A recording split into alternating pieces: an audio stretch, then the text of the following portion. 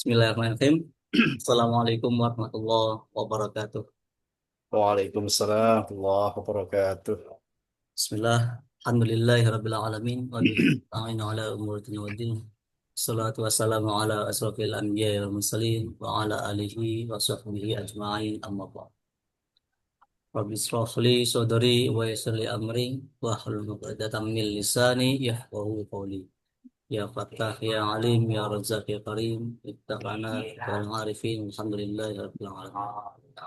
Allahumma salli ala Sayyidina Muhammad wa ala ali Sayyidina Muhammad kama sallaita ala Sayyidina Ibrahim wa ala ali Sayyidina Ibrahim wa barik ala Sayyidina Muhammad wa ala ali Sayyidina Muhammad kama barakta ala Sayyidina Ibrahim wa ala ali Sayyidina Ibrahim fil alamin innaka Hamidum Majid.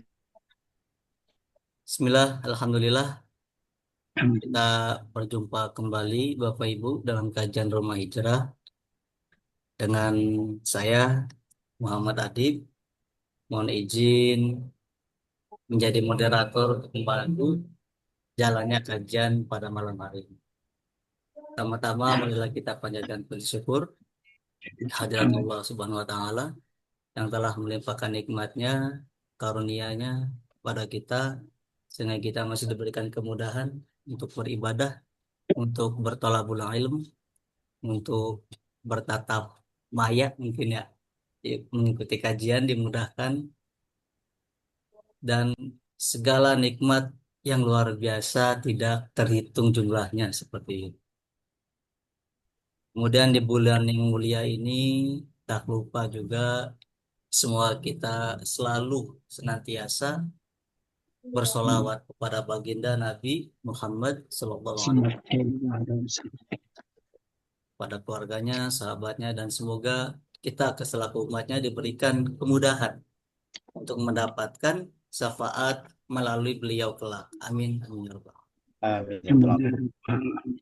Baik, Bapak Ibu yang kami hormati, langsung saja ya kita buka untuk kajian malam hari ini spesial, kajian spesial Maulid Nabi Muhammad SAW. Kita buka bersama-sama dengan membaca basmalah. Bismillah. Bismillahirrahmanirrahim. Bismillahirrahmanirrahim. Bismillah, semoga kedepannya diberikan kemudahan, insya Allah dalam kurang lebih 1 jam ke depan dimudahkan, diberikan ilmu yang barokah dan dimudahkan untuk Amin. melakukannya. Amin. Baik Bapak Ibu, Amin. kita mulai kepada guru kita yang sama-sama kita muliakan, sama-sama kita hormati, Bapak Ustadz Didi Junaidi. Untuk pemaparan materinya yang luar biasa, kami persilahkan. Assalamualaikum warahmatullahi wabarakatuh. Waalaikumsalam Waalaikumsalam warahmatullahi warahmatullahi wabarakatuh. Innal hamdalillah nahmaduhu wa nasta'inuhu wa nastaghfiruh wa na'udzu billahi min syururi anfusina wa min sayyiati a'malina. May yahdihillahu fala mudilla lahu wa may yudlil fala hadiyalah.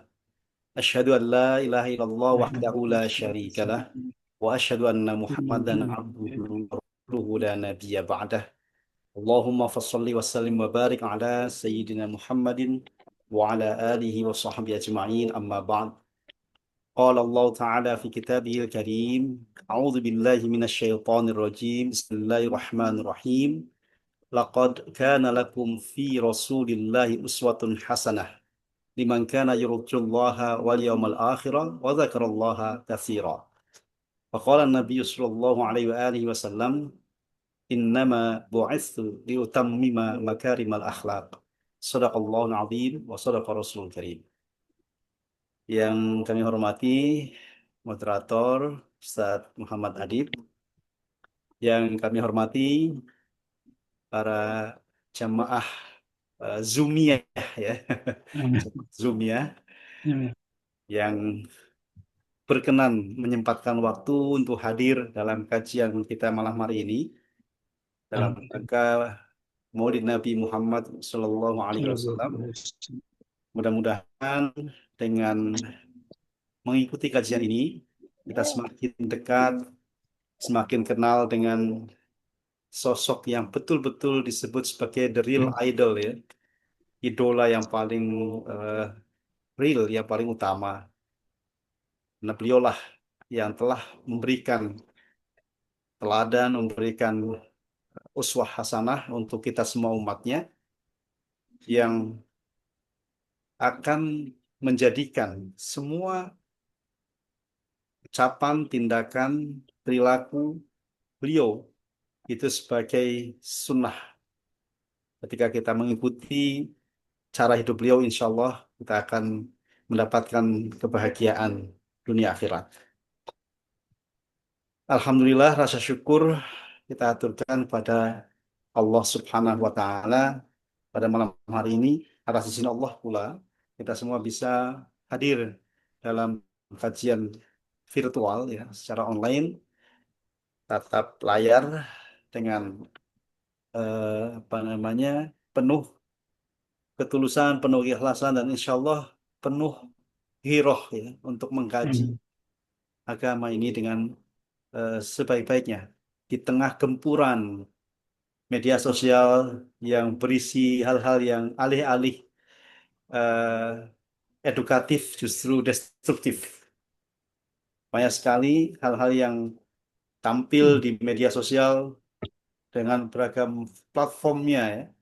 Dari yang paling lama Facebook, kemudian ada apa namanya IG ya, ada TikTok, ada WhatsApp, YouTube dan sebagainya. Yang kalau kita tidak hati-hati, tidak memfilter dengan baik, maka justru bukan kebaikan yang kita dapatkan, tapi adalah keburukan dan mungkin dosa ya, bukan pahala. Hadirin rahimakumullah, Alhamdulillah malam hari ini saya diberi kesempatan ya, sangat berbahagia sekali. Saya sampaikan kepada Al-Qalam ya, Rumah Hijrah yang sudah kesekian kalinya ya, Ustaz Adib ya, eh, apa namanya, bersilaturahim lah secara virtual untuk mengkaji Islam dengan lebih eh, apa ya, tenang, lebih damai, lebih kekinian, sehingga Islam rahmatan lil alamin betul-betul kita rasakan. Dan itulah misi utama Rasulullah sallallahu alaihi wasallam. Wa ma arsalnaka illa kafatil linnas atau illa rahmatan alamin. Jadi Allah itu mengutuskan Nabi itu ya untuk menjadi rahmat kepada kita semua, tidak hanya manusia ya, kepada semua makhluk. Sehingga nanti kita akan lihat bagaimana Rasulullah akhlaknya kepada sesama makhluk, kepada apalagi kepada manusia, kepada binatang, kepada tumbuh-tumbuhan dan sebagainya.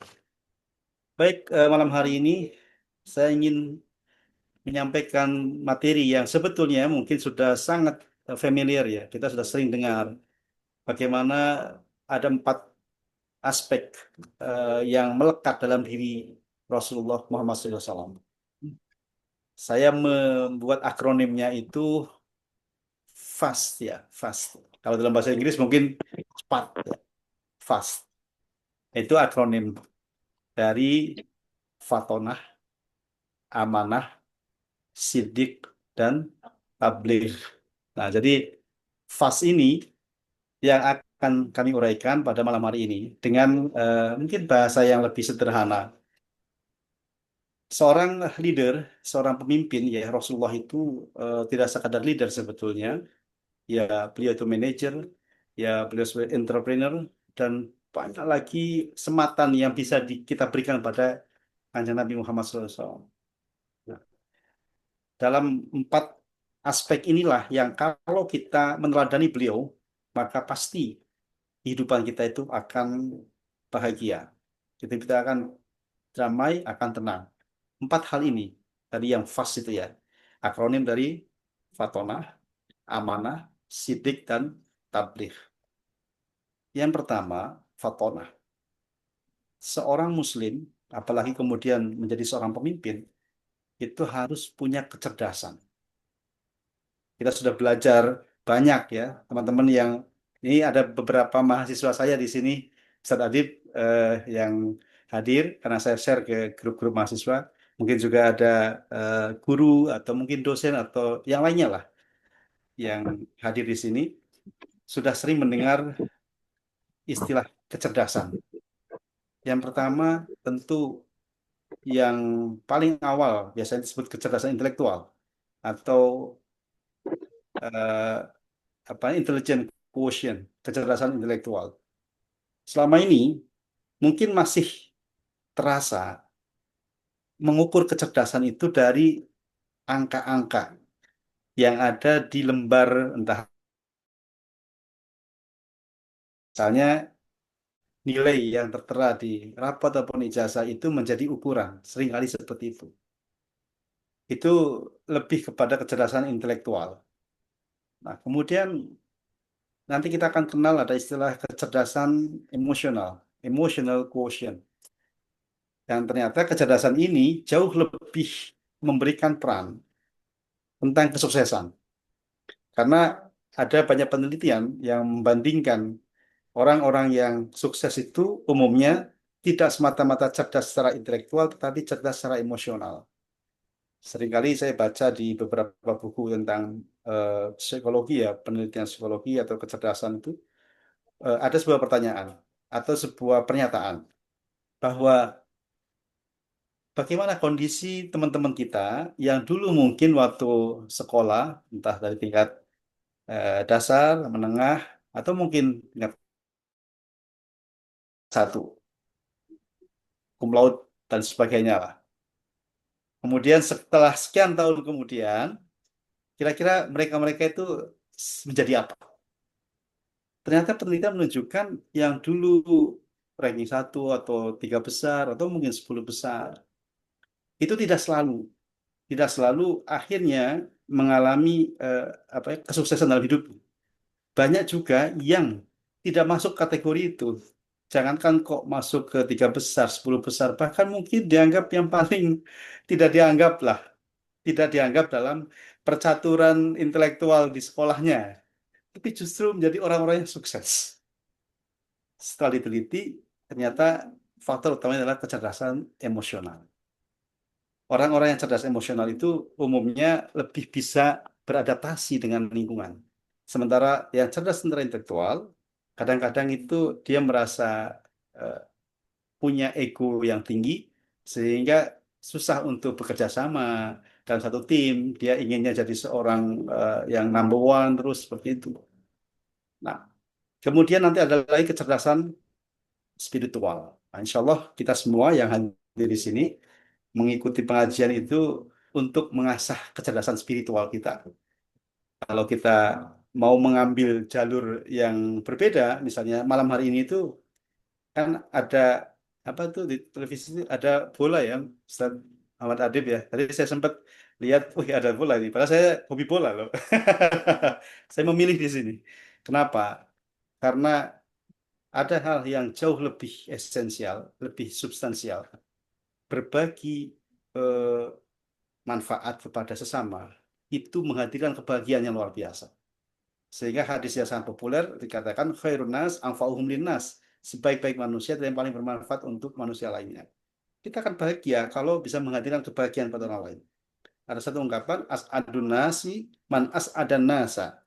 Orang yang paling bahagia adalah orang yang membahagiakan orang lain. Contoh sederhana misalnya, kita punya uang lah, mungkin nggak seberapa.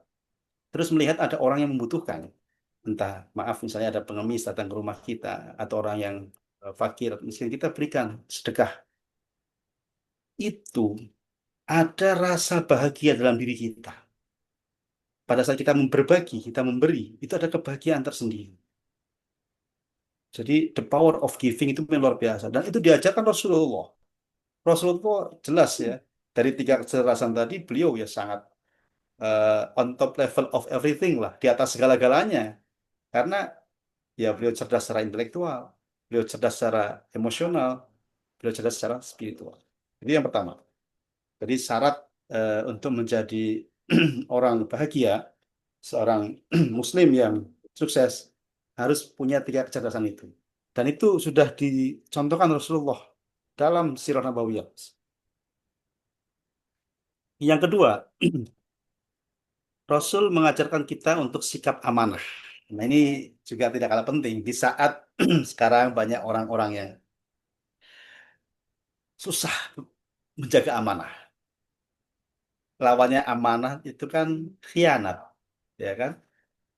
Banyak orang yang berkhianat ketika diberi amanah.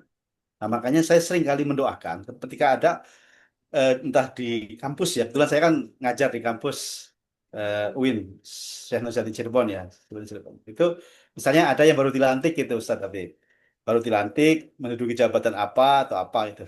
Saya selalu mengatakan begini, selamat dan sukses, semoga amanah memegang amanat gitu. Semoga amanah mengemban amanat. Artinya eh, orang-orang yang tadinya bukan siapa-siapa, kemudian diberi amanat, hanya dua kemungkinan. Dia menjalankan amanatnya dengan sebaik-baiknya, atau dia mengkhianati amanat itu dengan sejauh-jauhnya.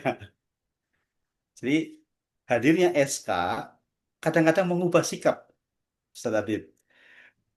Jangan sampai yang tadinya bukan siapa-siapa ya, from no one to someone, from nothing to something, itu kemudian menjadi sosok yang berbeda setelah diberi amanat, baru menjadi apa saja ya di institusi manapun lah, tidak hanya di kampus. Itu jalannya sudah beda.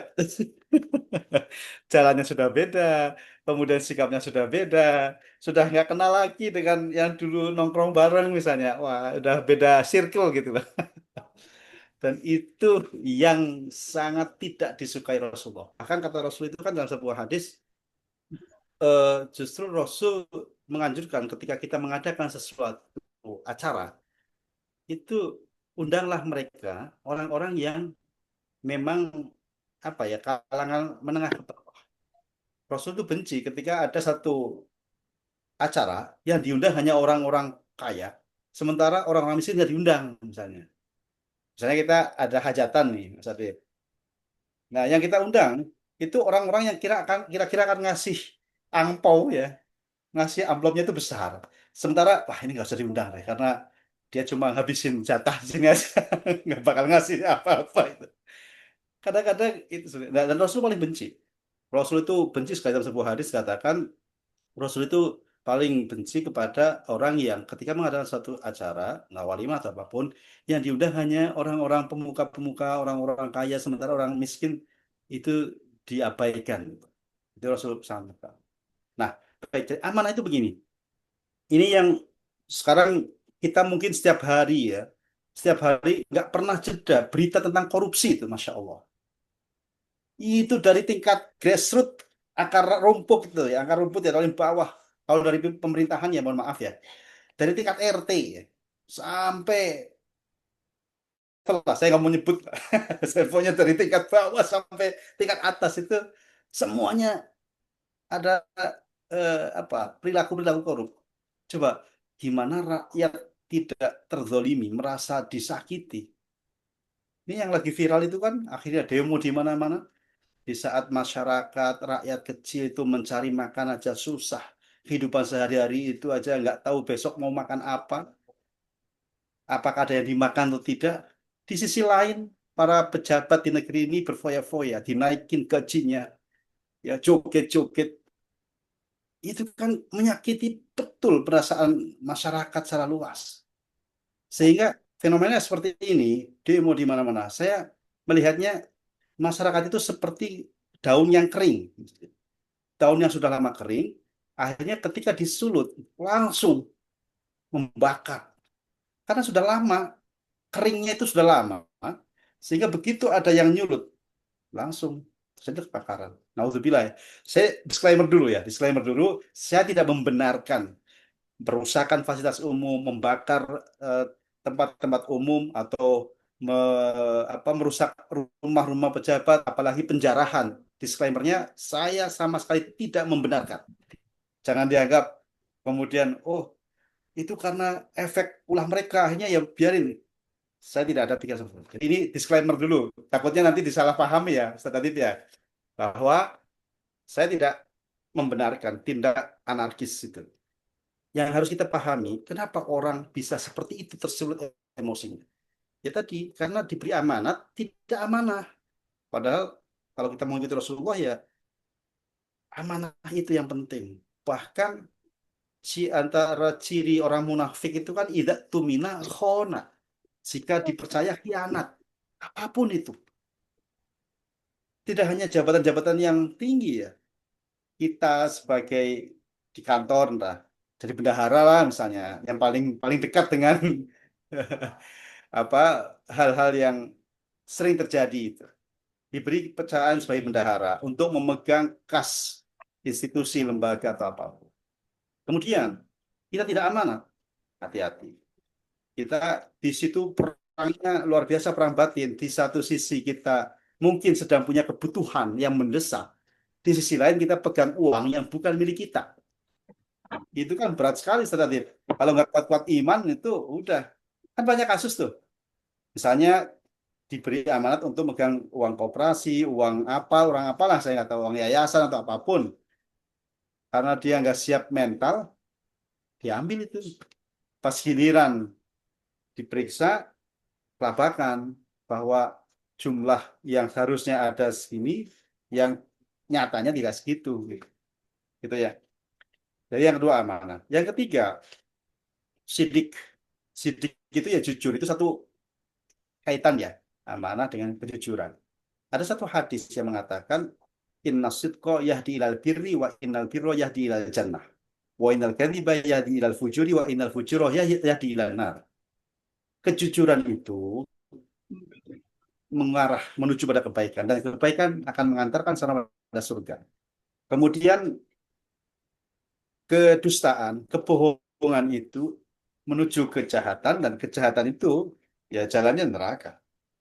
Makanya kalau ada semboyan di KPK itu berani jujur, hebat. Nah, ada kan di gedung KPK itu gede banget, berani jujur, hebat. Betul, tidak mudah jujur itu. Karena eh, banyak hal yang mungkin dalam diri kita itu ingin berbuat tidak jujur di ranah apapun.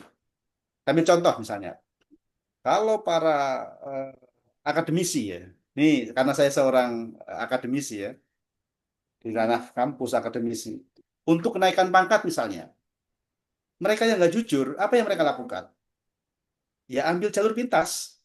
Susahnya menembus ke jurnal-jurnal bereputasi, apalagi jurnal internasional, ambil jalan pintas. Ya belilah jurnal atau misalnya bayar orang, joki lah, atau apa untuk menuliskan atas nama dia, padahal bukan tulisan dia. Dia berani bayar mahal, yang penting bisa tembus jurnal internasional, bisa syarat menjadi guru besar misalnya. Ini saya belak-belakan aja ya. Ini fenomena umum maksudnya. Kalau yang tersinggung ya mohon maaf. Kemudian jual beli apa namanya skripsi, jual beli gelar dan sebagainya lah. Saya nggak mau nyerempet-nyerempet yang lebih ke jurang yang lagi ramai itu lah. Nah, tidak hanya itu.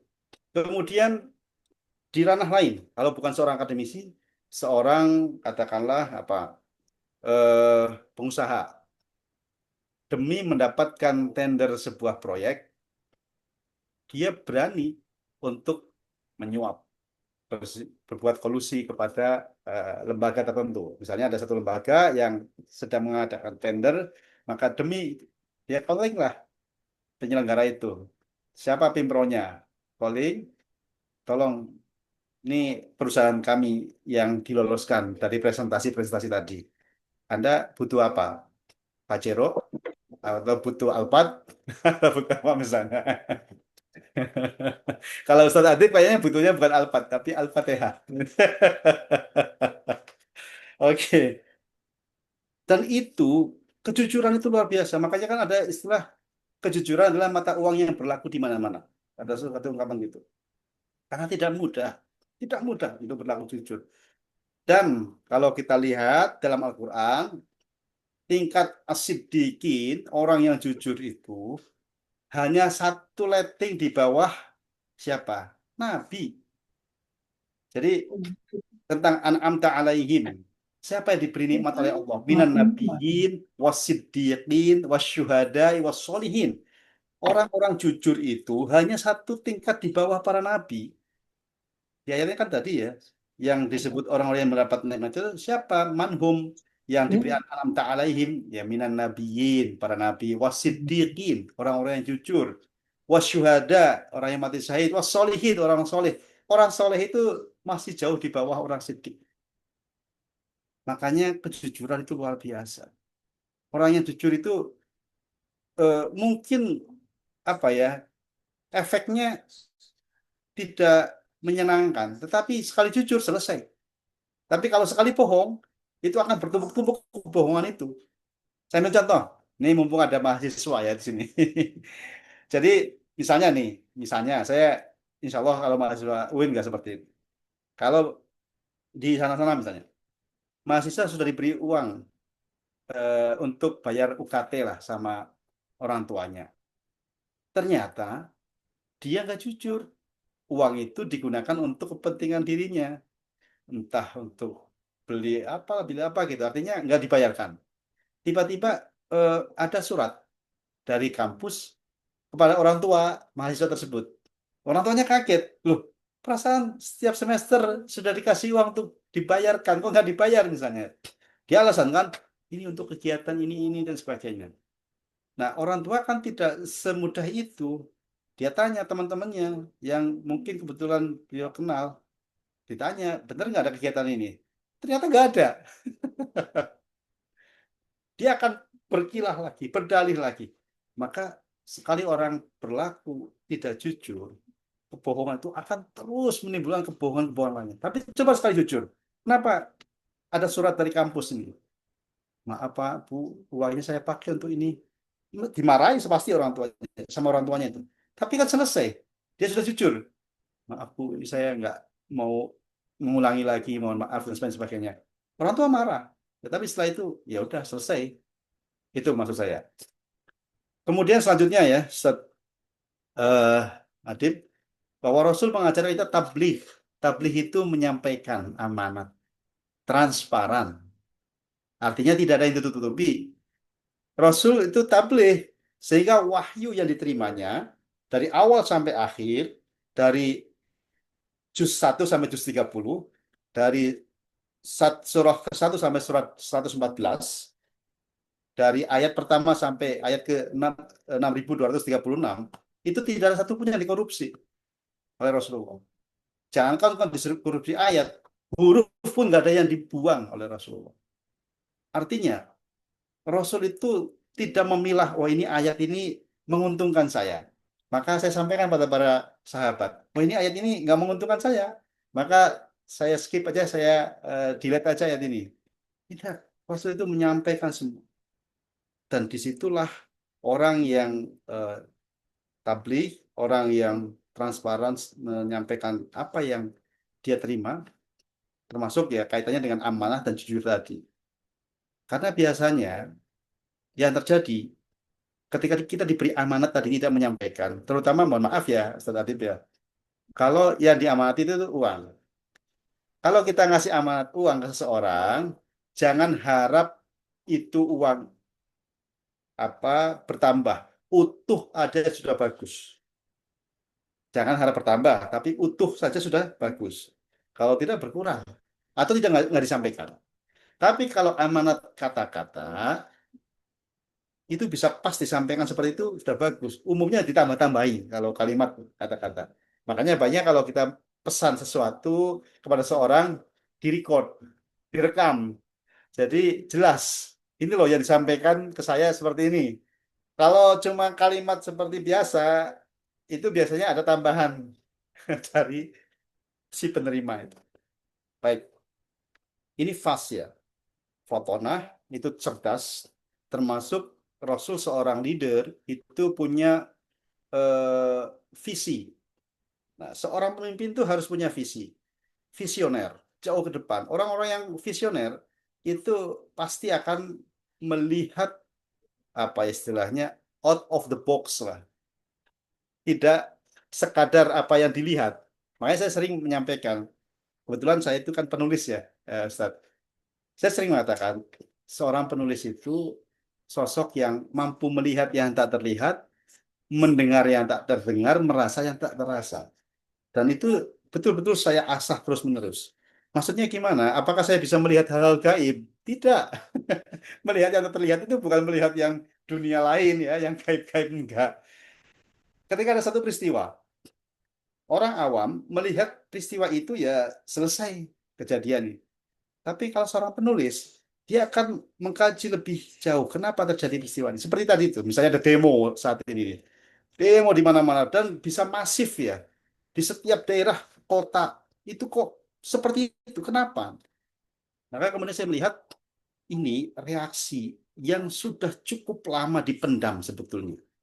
Masyarakat sudah jenuh, sudah bosan, sudah muak dengan perilaku para elit, para pejabat yang menari-nari di atas penderitaan. Di saat rakyat susah untuk mencari nafkah, mencari sesuap nasi, mereka menari-nari, joget-joget dengan tambahan gaji. Itu kan menyakiti betul. Maka saya setuju kalau ada ungkapan, jangan makan di depan orang lapar. Gitu loh, Ustaz Adib ya. Kita tuh jangan makan di depan orang lapar. Kenapa? Ya menyakiti. Ya kalau kita bagi nggak apa-apa. Kalau kita niatnya ngeledek, ada orang kelaparan, kita makan enak di depannya dan nggak ngasih. Itu seperti tadi itu, pejabat yang menari-nari di atas penderitaan rakyat sudah kehilangan akal sehatnya. Maksudnya eh, mau apa mempercayai pada hukum, hukum juga tidak bisa dipercaya sepenuhnya. Akhirnya ya itu tadi yang terjadi. Rakyat sudah lelah, sudah capek terjadinya seperti itu. Sekali lagi saya tidak membenarkan tidak anarkis, tidak. Tetapi kita lihat akar masalahnya. Dan itu yang Rasulullah wanti sejak dulu. Jadi jangan kalian itu eh, berbuat zalim kepada orang-orang ya duafa, orang-orang fakir dan sebagainya. Baik. Kemudian selanjutnya ini sampai jam berapa ya? Mungkin nanti maksimal jam 9 kurang 10 ya, Ustaz ya. Biar kali atau jam 9. Jam berapa, Ustaz? 9 lebih 10 mungkin Mas Tan. Oh ya, Ya. berarti saya materi mungkin sampai jam 9 maksimal jam 9 ya atau kurang 5 menit lah nanti ada kalau mau ada diskusi tanya jawab silakan. Baik. Nggih, boleh Mas Tan. Nah, berikutnya yang tidak kalah penting, tadi saya di awal menyebutkan bahwa di surah Al-Ahzab itu ya 21, laqad kana lakum fi Rasulillahi uswatun hasanah liman kana yarjullaha wal yawmal akhir wa dzakarallaha katsiran. Intinya ayat itu adalah Rasul adalah teladan, uswah. Hasanah itu suri teladan yang baik. eh, Cara terbaik untuk memberikan pendidikan kepada anak-anak kita atau kepada peserta didik atau generasi penerus itu adalah dengan teladan, Ustaz. Tidak dengan perintah, tidak dengan nyuruh misalnya. Sehingga ada satu ungkapan ya yang saya dapatkan itu dalam bahasa Arab juga ada dan bahasa Inggris juga ada. Dalam bahasa Arab itu ungkapannya eh, lisanul hal afsahu min lisanil maqal. Lisanul hal afsahu min lisanil maqal. Ini kalau diterjemahkan dalam bahasa Inggris itu, kalau nggak salah begini, action speaks louder than words. Tindakan itu akan speaks, akan berbicara louder, lebih lantang than words daripada kata-kata. Sama dengan tadi, lisanul hal afsahu min lisanil maqal. Teladan itu jauh lebih efektif daripada perintah. Saya ambil contoh gini, sebagai orang tua saya punya anak dua ya, satu perempuan, satu laki-laki. Yang perempuan sudah usia kelas 2 aliyah, yang laki-laki kelas 5 SD. Ketika saya ingin anak-anak saya itu rajin di sholat, jamaah di masjid misalnya, yang saya lakukan itu bukan begitu adzan berkumandang, kemudian saya, ayo pada berangkat sholat masjid. Tidak. Yang saya lakukan adalah adzan berkumandang, saya langsung kondisi sudah rapi, sudah pakai baju koko misalnya, pakai peci, pakai sarung, bawa sejadah atau sorban. Lihat anak-anak masih eh, belum siap-siap, itu baru saya ngomong, ayo bareng sama bapak berangkat ke masjid. Mereka melihat ayahnya sudah rapi, sudah pakai peci, pakai baju koko, pakai sarung, bawa jadah, kemudian diajak ke masjid. langsung. Kenapa? Oh ya, ayahnya itu sudah mau berangkat. Artinya memberikan teladan. Tapi kalau kemudian adzan berkumandang, saya masih mainan handphone. Masih duduk santai, kemudian main handphone. Anak-anak saya suruh, ayo berangkat ke masjid, masjid, masjid. Kira-kira bagaimana, Ustaz? Kalaupun misalnya mereka berangkat, itu pasti ada apa ya, gerundel ya kalau bahasa orang Jawa itu. Ah, ayah papa aja masih mainan HP, kita suruh masjid misalnya gitu. Nah, teladan seperti itu. Bahkan saya punya teman, seorang kepala sekolah. Itu juga contoh tentang teladan lebih efektif daripada kata-kata. Teman saya yang kepala sekolah itu bingung gimana caranya para guru itu biar tepat waktu datang ke sekolah. Karena begitu beliau inspeksi, banyak jam kosong karena gurunya belum datang. Ini kok pada di luar kenapa? Anu Pak, Pak gurunya belum datang, Bu gurunya belum datang gitu. Loh jam berapa ini gitu. Akhirnya beliau nulis diketik, di print jam jadwal apa mengajar dalam segini ditempel di ruang guru di ruang kelas. Seminggu ditempel nggak ada perubahan, tetap aja datangnya terlambat guru-guru itu. Akhirnya beliau mungkin dapat ide itu. Yang beliau lakukan adalah misalnya masuk sekolah itu jam 7 misalnya ya. Nah, beliau jam setengah 6 itu sudah berdiri di depan gerbang sekolah. Setengah 6. Akhirnya gurunya kan pada siang. Yang datang pertama kan biasanya staf-staf ini ya, tata usaha atau kebersihan dan sebagainya. Nah, beliau berdiri sampai guru-guru datang. Ada yang datangnya jam 7, jam 7:30, dan beliau berdiri di situ dari pagi. Kan pada tanya, oh, Pak kepala sekolah dari jam berapa itu? Oh, sudah apa namanya berdiri. Oh, dari pagi dari setengah 6. Akhirnya dan beliau berdiri di situ selama seminggu. Guru-guru itu pada berangkat lebih pagi, lebih awal. Mungkin ada yang belum mandi atau apa itu. Karena saking pengen lebih awal. Jangan sampai keduluan kepala sekolah di depan gerbang. 1 minggu kemudian guru itu lebih awal karena malu. Begitu datang sudah ada kepala sekolah yang di depan gerbang. Dan itu begitu beliau sudah enggak, itu karena sudah berjalan sekian lama, beberapa hari ya, seminggu lebih lah. Itu otomatis guru sudah eh, refleks datang itu lebih pagi. Dan memang untuk menciptakan satu kebiasaan, Ustadz Adib, itu eh, susahnya bukan main. Awalnya itu susah banget. Jadi, all beginning is difficult ya. Semua permulaan itu sulit. Tetapi kalau sudah terbiasa, kita akan eh, otomatis diri kita itu men-set dalam apa ya jam biologis kita. Contoh gini, misalnya saya nih, saya susah nih untuk bangun sebelum subuh misalnya. Gimana caranya bisa bangun sebelum subuh? Kemudian saya pakai alarm di HP atau jam waker dan sebagainya. Setel jam berapa? Setengah 4 misalnya. Sekarang kan subuh setengah 5 ya. Setengah 4 bangun. Setel. Awal-awal berat. Masih ngantuk ini. Eh, tapi karena ada niatan. Oke, berat pertama. Tapi bangun. Hari pertama, hari kedua, hari ketiga. Terus setelah berjalan beberapa hari, maka dalam tubuh kita itu ada namanya jam biologis mengatur dengan sendirinya. Sudah terbiasa. Mulanya sulit, lama-lama terbiasa, ala biasa karena ala bisa ala biasa itu. Maka setelah itu kita mau tidur jam berapapun bangunnya setengah 4. Meskipun alarm nggak bunyi. Karena sudah apa ya, jam biologis kita sudah tertata dengan baik. Dan itu dalam saya senang mengutip kalimat-kalimat hikmah ya baik dalam bahasa Arab atau bahasa Inggris tentang kebiasaan itu bagus kalau ini teman-teman mungkin mahasiswa atau saya yang hadir itu. First we make our habit and then our habit makes us.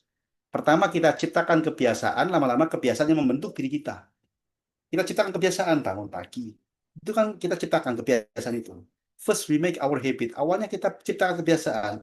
Then our habit yang makes us. Lama-lama kebiasaannya yang membentuk diri kita. Jadi rasanya kok kalau nggak bangun jam segitu kita nggak enak. Atau kita terbiasa pada maghrib pasti tadarus Al-Quran misalnya. Misalnya kita membiasakan diri setiap ba'da maghrib pasti tadarus Al-Quran. Kemudian kok satu hari kita nggak tadarus Al-Quran, ada sesuatu yang hilang. Dan yang dicontohkan Rasulullah itu adalah Rasul dakwanya berhasil karena walk the talk. Beliau melaksanakan apa yang disampaikan. Ketika perintah, kalian harus rajin sedekah. Rasul itu orang yang paling dermawan, as-sahi, sahwah, apa punya kedermawanan yang sangat tinggi. Kalian harus rajin apa namanya sholat malam. Beliau itu sampai kakinya bengkak kan dalam beberapa hadis untuk sholat malam. Kalian harus rajin menyantuni anak yatim, fakir miskin. Beliau ya orang yang paling cinta kepada anak yatim dan fakir miskin. Nah, itulah kenapa beliau berhasil dalam dakwahnya karena tidak sekadar talk, tapi walk the talk. Beliau menjalankan apa yang beliau sampaikan. Kemudian berikutnya, yang menjadi kunci sukses beliau adalah saya sering menyebut Rasulullah itu sebagai the living Quran. Al-Quran yang hidup.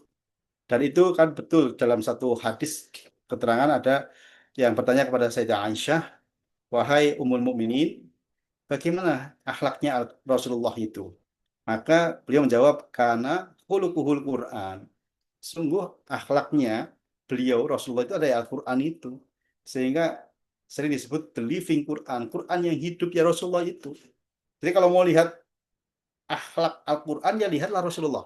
Dalam sirah-sirah nabawiyahnya dijelaskan betapa beliau itu betul-betul eh, apa ya Al-Quran yang berjalan lah. Al-Quran yang hidup ya Rasulullah. Dari cara beliau berbicara, beliau bersikap, beliau berperilaku, kemudian cara beliau apa namanya eh, mengajar ya, cara beliau bermuamalah itu semuanya Al-Quran dan orang yang sangat mudah tersentuh hatinya. Makanya kan Rasul itu Halim, Halim itu santun, orang yang mudah iba. Dia itu sering nangis ketika melihat penderitaan para duafa dan fuqara dan masakin. Dia orang yang sangat mudah tersentuh. Dan yang jelas beberapa riwayat mengatakan bahwa wajah beliau itu kan betul-betul sangat teduh, sangat menyejukkan. Dan banyak riwayat hadis bahwa sahabat-sahabat Nabi itu kalau punya masalah, yang dicari pertama itu Rasulullah. Karena apa? Ingin memandang wajahnya. Jadi ketika dia punya lagi pusing, ubut pikirannya ya, mungkin di rumah lagi diomelin istrinya, utangnya belum lunas, macam-macam ya. Itu beliau percaya, artinya baru memandang wajah Nabi, itu sudah separuh masalahnya hilang. Belum lagi nanti ketika beliau curhat dengan Nabi, diberi solusi oleh Nabi. Kalau kita kan kadang tidak, kita lagi pusing, pengen cari solusi, ketemu temen, baru lihat wajahnya tambah masalah itu. Karena karena karena bukan orang yang tipikalnya menyenangkan. Nah, bagaimana agar wajah kita itu ketika dilihat itu penuh apa namanya ketamaya, ketenangan dan sebagainya gitu. Nah, jadi intinya itu ya, Ustaz. Jadi yang saya review lagi, yang pertama Rasul itu punya empat empat eh, sikap perilaku yang harus kita teladani ya. Pertama, kalau akronimnya FAST, ya, Fatonah, cerdas, ya cerdas intelektual, emosional, spiritual, kemudian amanah, ya, kemudian sidik dan tabligh. Selanjutnya beliau itu sosok yang walk the talk. Beliau itu sangat eh, jadi teladan dah. Uswah hasanah tadi. Terus the living Quran tadi, sosok Quran yang hidup itu ya Rasulullah itu. Kemudian beliau yang manajer yang handal, seorang guru yang bijak, seorang leader pemimpin yang sangat tahu betul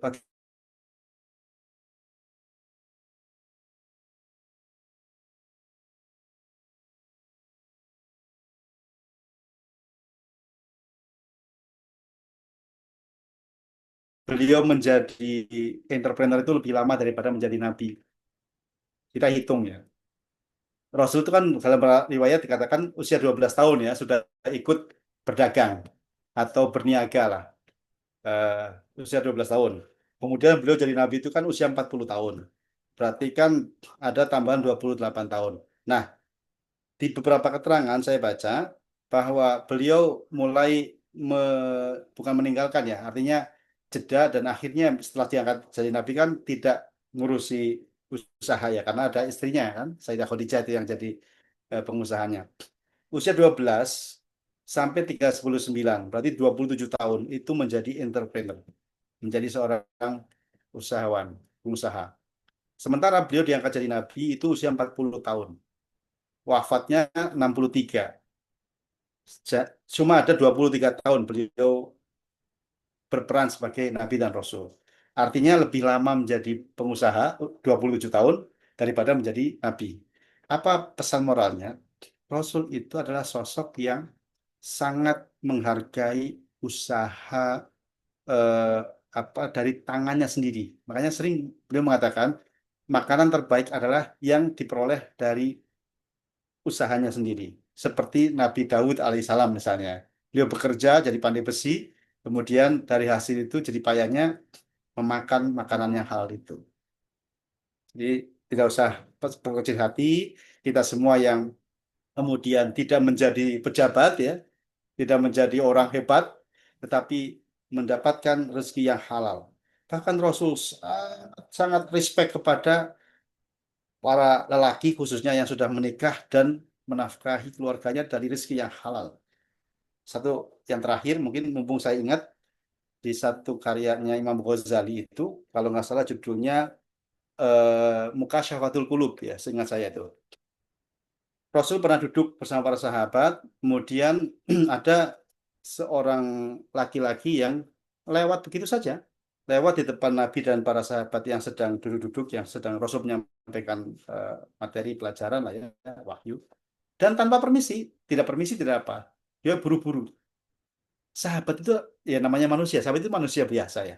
Ada yang nyeletuk. Ini orang nggak sopan banget, lewat depan Rasul, depan kita kok nggak permisi, nggak apa. Mbok duduk dulu sebentar mendengarkan pengajian. Apa ya kata Rasul? Apa yang kamu katakan itu tidak sepenuhnya benar. Dia yang sedang terburu-buru itu sedang mencari nafkah untuk keluarganya. Dan itu ibadah. Ibadah tidak hanya seperti ini. Duduk bersamaku, mendengarkan wahyu. Ini pencari ilmu ibadah, dia mencari nafkah untuk keluarga juga ibadah. Jadi sama-sama ibadah. Kamu tidak perlu membuli dia. Ibarat seperti itu. Artinya Rasul sangat menghargai aktivitas orang-orang yang sedang mencari nafkah dengan baik, yang halal dan sebagainya. Artinya kalau kemudian ada kita merasa lebih dari orang lain, itu yang paling dibenci oleh Rasulullah. Orang terburuk itu kata kanjeng Nabi, orang yang merasa dirinya paling baik, itu orang yang buruk. Nah, itulah saja Ustadz Adib dan para jamaah Zoomiyah ya yang sempat hadir pada malam hari ini. Mudah-mudahan singkat apa yang dapat saya sampaikan ini bisa menambah sedikit wawasan lah. Kalau untuk lebih jauh mungkin bisa membaca di Sirah Nabawiyah atau beberapa karya yang lain. Saya kira itu Ustaz Adib yang dapat saya sampaikan. Mudah-mudahan ada manfaatnya. Mungkin saya akhiri dulu. Kalau ada yang mau bertanya, silakan. Assalamualaikum warahmatullahi wabarakatuh. Waalaikumsalam warahmatullahi wabarakatuh. Baik, terima kasih Pak Ustadz atas materi yang sudah disampaikan. Kita lanjut untuk sesi yang berikutnya yaitu diskusi dan tanya jawab. Baik, seperti biasa, mangga Bapak Ibu, teman-teman semuanya, barangkali ada yang ingin disampaikan atau ditanyakan, didiskusikan, mangga bisa tulis di kolom chat Zoom atau mungkin bisa menyampaikan langsung dengan menyalakan mikrofonnya. Mangga Bapak Ibu.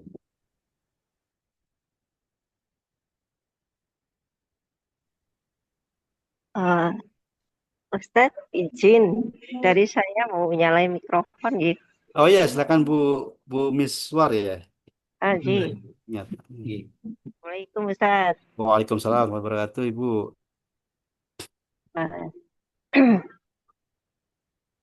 Eh, langsung Ji Ustadz. Monggo, monggo. Tadi kan terkait akhlak Rasulullah. Singkatnya saya itu ingin nanya, bolehkah kita itu kayak menunjukkan sikap-sikap meniru Rasulullah itu kepada yang non-Muslim gitu. Mm-mm. Karena di posisi saya itu cuma kayak seorang perawat gitu ya dari Mm-mm. rumah bos. Tapi di sini ada sikap yang sedikit membuat saya emosional. Cuman kan saya coba di sini bertahannya itu saya ingin menunjukkan bahwa dia tidak perlu seperti itu ke saya gitu. Mm-mm. Nah, maksudnya di sini gitu, Ustaz, apa perlu? Ini masalahnya adalah terkait ibadah saya yang eh, kadang beliau tuh persulit gitu. Mm-mm. Misalnya waktu subuh itu kan waktu yang singkat dari Mm-mm. bangun misalnya setengah empat saya itu sudah siap gitu dari apa yang mau dibutuhkan pasien gitu. Ya. Sebenarnya sudah rapi, tapi terkadang jam waktu subuh itu dia persulit dengan tambahan tugas, jadinya subuh saya itu boro-boro tepat malah telat. Nah, Mm-mm. juga sama di waktu-waktu yang lain itu sudah tahu saya sudah izin sholat, malah dia bilangnya sholat jangan bolak-balik ya karena beliau mungkin bukan orang Islam ya saya Ah. maklum.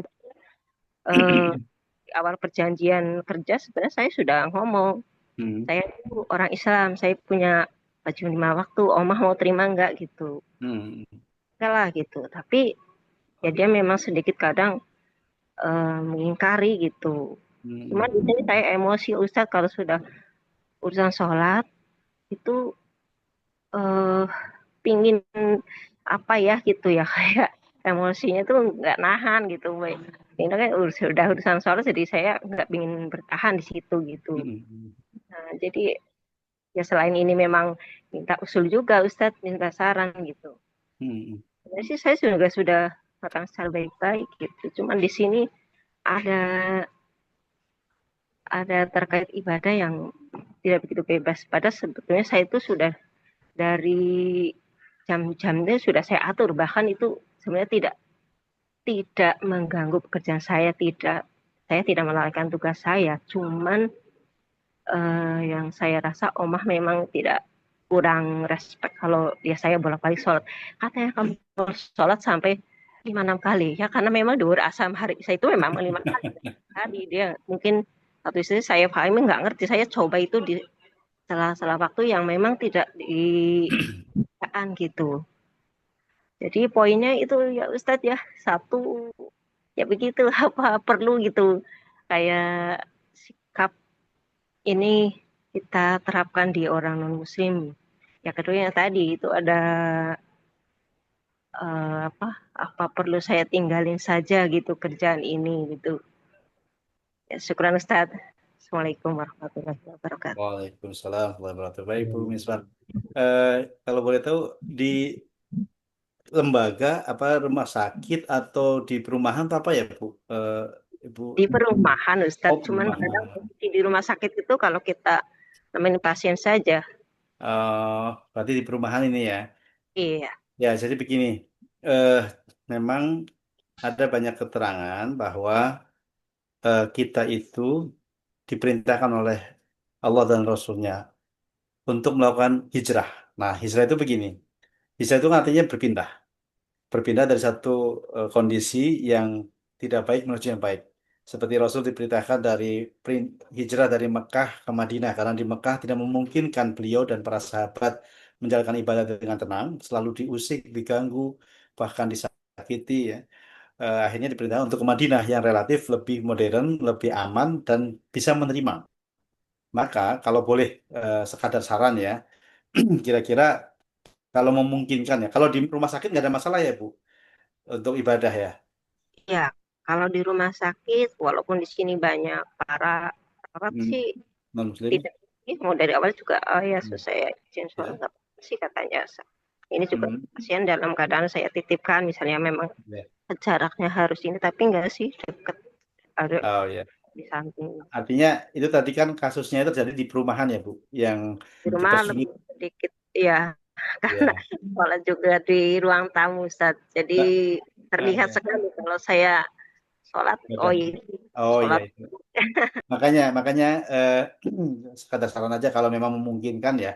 Pertama bicarakan secara baik-baik dengan eh, apa yang punya rumah yang ibu bekerja itu, kalau masih bisa menerima kondisi dengan perbedaan apa namanya akidah, ibadahnya diberikan kelonggaran, bisa dilanjutkan. Tapi kalau kemudian kau dihalang-halangi atau apalagi sampai hampir-hampir tidak bisa melakukan ibadah, mungkin bisa cari alternatif lain, Bu.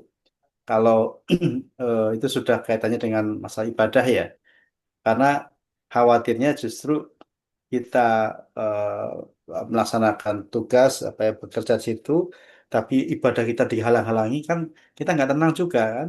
Setiap kali mau sholat, terus meskipun ngerti ada 5 waktu sholatnya umat Islam itu, terus ada aja alasannya yang membuat kita jangan-jangan itu memang sengaja untuk tidak membuat kita nyaman, gitu loh Bu. Tapi itu kembali lagi ya, kalau memang ibu masih bisa apa bernegosiasi atau ngobrol secara baik-baik yang memungkinkan tetap bertahan, silahkan. Tapi kok kalau dirasa semakin ke sini semakin tidak nyaman ibadahnya, kalau saran saya sih mungkin bisa cari alternatif lainnya lebih baik, Bu. Itu, Bu. Saya kira jawaban saya. Syukuran Ustaz. Ya, Afwan.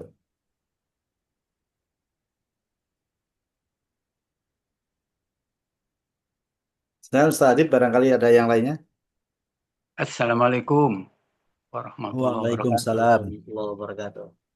Dengan Salam kenal Pak Ustadz Didi. ya, dengan siapa ini, Pak? Salam kenal. Ini dengan Muhammad Effendi. Oh ya, Pak Muhammad Effendi. Di mana, Pak? Iya, saya di Bekasi. Oh, dikasih, kasih. Oke. Grup Mubalek Brebes. Oh, ya Allah. Gini, gini. Andi. Gini Pak Ustadz ini, Pak Iya, Dr. Didi. iya, Eh, kita umat Islam dituntut supaya bisa meneladani Rasulullah, terutama iya, dalam kejujuran. iya, Tetapi dalam praktek di lapangan iya. itu ada semacam anekdot atau semboyan mengatakan orang jujur itu tersungkur, orang yang khianat malah diangkat. Bagaimana nih kita mensikapi begitu? Kalau kita ikut-ikutan yang nggak jujur, kita sebagai orang yang beriman kayaknya tidak cocok lah hatinya itu bertentangan dengan hati.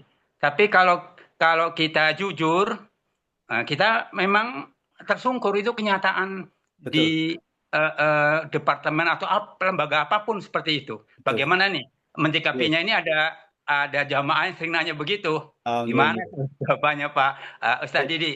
baik. Iya. Matur nuwun Pak Effendi ya. Alhamdulillah salam kenal kembali. Ternyata satu grup di WA. Jadi begini Pak, saya teringat sebuah hadis ya. Jadi Islam itu ja'al Islamu ghoriban. Islam itu datang asing ya. Bahasa Ya'udu ghoriban. Kemudian akan kembali asing. Fatu balil ghoroba. Maka beruntunglah, berbahagialah orang-orang yang dianggap asing. Eh, kaitannya dengan tadi kasus tadi bahwa orang jujur tersungkur, orang khianat malah diangkat. Rasul juga pernah menyampaikan dalam sebuah hadisnya bahwa nanti pada satu masa Islam itu kita memeluk Islam itu seperti memegang bara api. Dilepaskan, ya hilang, dipegang, panas. Sehingga yang terbaik tentu kita teguh dengan pendirian kita. Kejujuran betapapun memang meskipun tidak menghasilkan maaf dalam tanda kutip materi duniawi ya karena di institusi lembaga orang-orang jujur itu biasanya dijauhi, tapi kita harus tetap pegang prinsip itu, berbahagialah karena yakinlah dengan memegang teguh prinsip kejujuran yang mungkin secara eh, di sekeliling kita itu justru dibenci, tapi yang penting kita dicintai oleh yang Maha Rahman. Jadi Allah dan Rasulnya itu sangat mencintai orang jujur. Lebih kita dicintai oleh manusia tapi dibenci oleh Allah dan Rasulnya, atau kita memilih dibenci oleh manusia tetapi kita dicintai oleh Rasulullah. Dan saya yakin dalam hadis qudsi itu dikatakan ketika Allah sudah mencintai seorang hamba, Allah akan menyampaikan kepada Jibril alaihissalam. Wahai Jibril, aku senang. Saya cinta dengan hambaku itu. Maka jadikanlah pandangannya pandanganku, tangannya tanganku. hierarki dan sebagainya. Artinya akan diberikan jalan kemudahan-kemudahan. Mungkin bukan tempat kita bekerja, tapi ada banyak. Gak apa-apa. Di tempat kerja kita tersisih dan sebagainya dengan memegang prinsip kejujuran tadi, daripada kita ikut dalam lingkaran setan itu, kita berkhianat, toh pasti akan mencelakakan diri kita sendiri. Gitu kira-kira Pak Effendi Ya. singkatnya. Terima kasih Pak Ye, Didi. Ya, ye sampai ketemu sama-sama. lagi nih kalau di Zoom ini. Ye, alhamdulillah, alhamdulillah. Ya, matur nuwun, matur nuwun. Sami-sami. Assalamualaikum warahmatullahi wabarakatuh. Assalamualaikum warahmatullahi wabarakatuh. Masih ada waktu, Ustaz Adib? Baik, Masih ada waktu ya? mungkin Berapa? Mungkin satu, satu kita pertanyaan lagi atau dua? cukupkan Pak Ustadz untuk Oh, kajian cukup kita kan? pada malam hari ini. Oke. Terima kasih Bapak Ibu yang sudah Ini bergabung. ada satu lagi nggak apa-apa? Yang raise hand, mungkin Oh satu boleh, lagi. boleh kita berikan. Ibu Santi, pimpinan ranting Aisyah Kayu Putih. Ya, Silakan. Oh Ibu, Assalamualaikum silakan. warahmatullahi wabarakatuh, Ustadz. Waalaikumsalam Waalaikumsalam warahmatullahi warahmatullahi wabarakatuh. wabarakatuh. Mungkin ini agak sedikit di luar konteks, Ustadz ya, tapi saya Oh, ingin minta pandangan Ustadz mengenai baik. ini kalau ini ada ya seorang anak Mm-mm. yang kita sudah berupaya sangat Mm-mm. untuk memberikan pendidikan Islam yang baik, tapi karena pergaulan di sana, pergaulan di luar, di kampus, di mana itu terjadi sesuatu yang perubahan dari pemikiran anak tersebut. Jadi ada istilah gini, Ustadz, eh, eh, saya tidak begitu meyakinin agama Islam. Saya akan mencari agama yang cocok dengan saya. Eh, Apalagi ada pandangan bahwa semua agama itu adalah sama begitu ya di kalangan anak muda.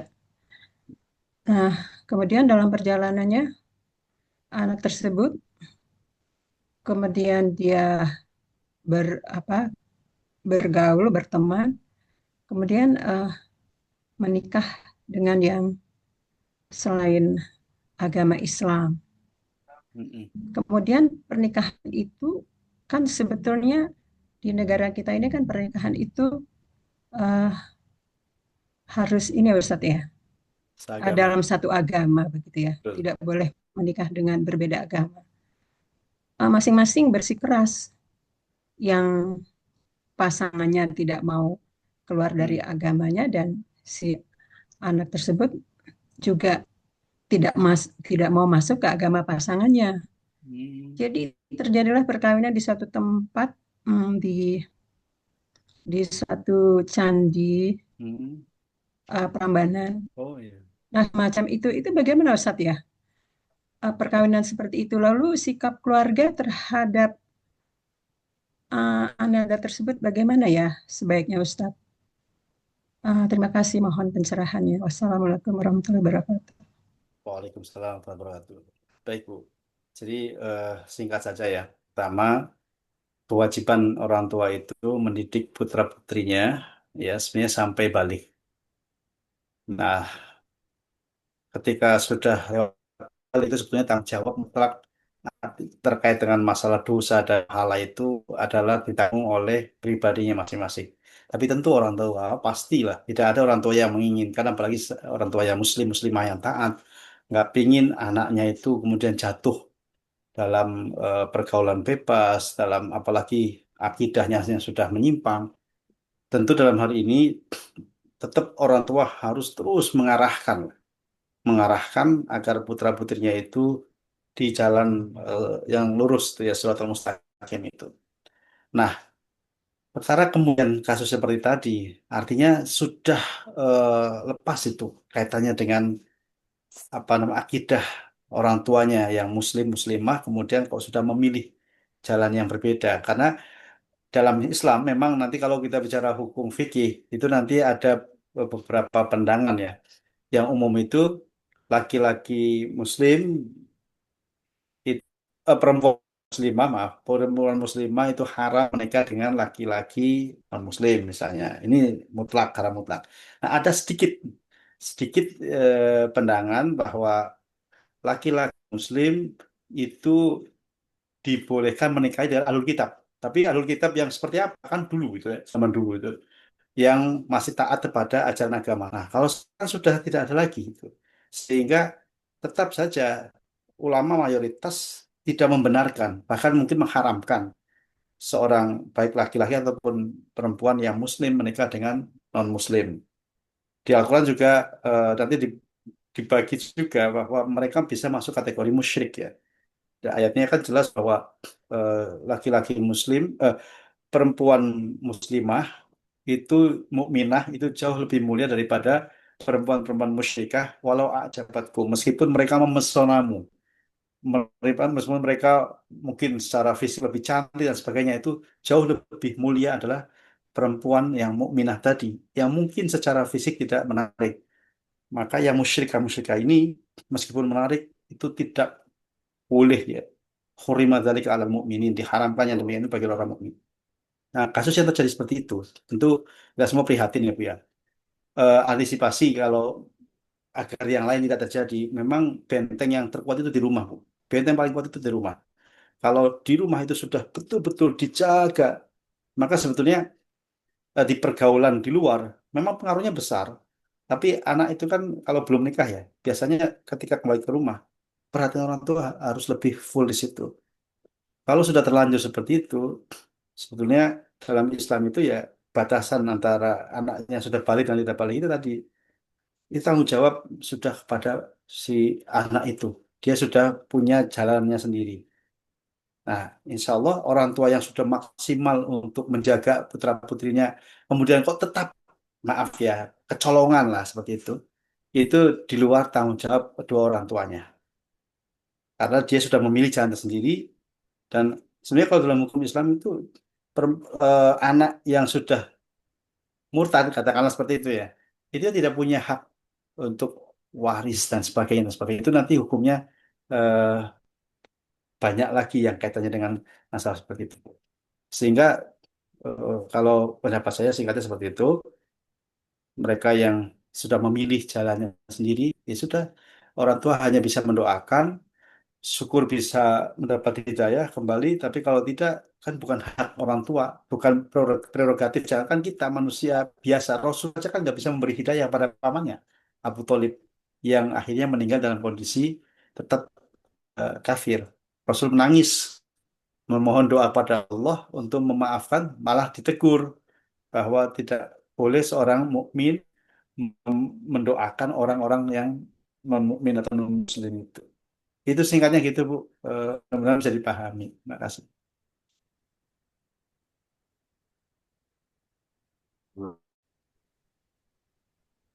Jadi, Ustaz, eh, untuk antara hubungan dengan antara orang tua dan anak sudah berbeda secara apa ya tauhid, berbeda akidah. Bagaimana? Jadi, apakah anak tersebut dikucilkan atau eh, anak tersebut kita tetap rangkul sambil didoakan semoga ya seperti tadi Ustadz Ya, katakan semoga mendapat hidayah itu bagaimana secara Ustadz baik Bu, sebaiknya? secara muamalah tetaplah anak itu tetap jangan dikucilkan. Kalau dikucilkan nanti jauh semakin jauh Bu. Itu ada contoh kasus zaman namanya Sa'ad bin Abi Waqqas. Kalau itu berbeda kasusnya. Abi Waqqasnya masuk Islam, ibunya, ibu kandungnya itu tetap musyrik. Nah, kan khawatir tuh karena ibunya itu sampai mogok makan. Tidak mau makan kalau Sa'ad bin Abi Waqqas itu tidak kembali kepada agama nenek moyangnya. Sampaikan pada Rasulullah, ya Rasul, gimana saya itu bingung ya Rasul. Ini ibu kandungku sendiri ingin agar aku kembali ke ajaran agama nenek moyang, sementara aku sudah memilih Islam sebagai ajaran agama yang aku yakini kebenarannya. Kemudian Rasul tidak menjawab, turun ayat. di surah Al-Isra ayat 17 itu. Wa qadha rabbuka alla ta'budu illa iyyahu wa bil walidaini ihsana ila akhir ayat. Artinya Allah menetapkan bahwa kamu harus tetap menyembah Allah tidak kepada yang lainnya, tapi kepada kedua orang tua tetap berbaik. Nah, ini kalau ini kan kondisinya berbeda, tapi tetap muamalah seorang orang tua itu kepada anak ya tetap nggak apa-apa dianggap sebagai anak, syukur dengan didoakan hatinya kembali terbuka mendapat hidayah. Kalaupun tidak, berarti kita sudah serahkan pada Allah di luar tanggung jawab kita. Saya khawatir kalau dikucilkan, dikucilkan, diasingkan, justru nanti semakin jauh, semakin tersesat jalannya. Nah, berbeda kalau kita tetap merangkul sebagai seorang anak, tetapi kita mungkin kita tetap nasihati, kita doakan pada Allah, hidayah akan mengaturnya. Kalau kemudian tetap tidak, ya berarti sudah di luar tanggung jawab kita. Tapi malah tetap kita jaga, Bu. Itu saja saya sarannya seperti itu. Baik, Ustaz. Terima kasih banyak. Ya, Syukron sama-sama. jazak. Baik, terima kasih Pak Ustadz, terima kasih Bapak Ibu ya yang sudah mengikuti kajian yang Masya Allah luar biasa. Baik, sebelum ditutup, mungkin kami berikan kesempatan kepada Pak Ustadz Didi untuk menyampaikan closing statement, Pak Ustadz. Baik. Bapak Ibu yang saya hormati, Alhamdulillah malam hari ini kita sudah mengkaji bagaimana Ramadan yang diajarkan Rasulullah. Prinsipnya Rasul itu memiliki 4 sifat dalam dirinya, yaitu fatonah, cerdasan dengan berbagai macam aspeknya, kemudian amanah, Rasul sangat dipercaya, punya trust, kemudian sidik, jujur, kemudian yang keempat adalah tabligh, yakni transparan, menyampaikan apapun demi kebaikan umat, tidak ada yang dikurangi, tidak ada yang ditambah. Dan untuk menjadi sosok yang sukses dunia dan akhirat, maka jadilah pengikut Rasulullah SAW, sosok yang the living Quran, yang kehidupannya itu semuanya dinaungi oleh Al-Quran. Akhlaknya, kata Sayyidah Aisyah, khuluquhul Quran. Akhlak Rasul itu ya Al-Quran itu. Maka sebisa mungkin kita ikuti, teladani bagaimana kehidupan Rasulullah yang berlandaskan Al-Quran. Itu saja, Ustaz Abid. Baik, terima kasih Pak Ustadz. Baik, Bapak Ibu, kita sudah berada di penghujung acara. Alhamdulillah, untuk mengakhiri kajian kita pada malam hari ini, kita bisa baca hamdalah bersama-sama. Alhamdulillah ya Amin. Semoga ilmu yang kita dapatkan pada hari ini dapat bermanfaat dan menjadi barokah untuk kita semua. Bertambah kebaikannya Amin seperti ya Rabbal Alamin. Baik, mohon maaf bila ada kesalahan. Sampai jumpa di kajian Rumah Hijrah berikutnya. Kami akhiri. Wassalamualaikum warahmatullahi wabarakatuh. Waalaikumsalam warahmatullahi wabarakatuh. Terima kasih Bapak Ibu semua untuk kehadirannya, kepada Ustadz Adib juga yang sudah mengatur jalannya acara ini. Semoga keberkahan untuk kita semua. Amin. Ya, Amin. Assalamualaikum warahmatullahi wabarakatuh. Saya izin undur diri kepada semuanya. Iya Pak Ustadz, terima kasih. Waalaikumsalam warahmatullahi wabarakatuh.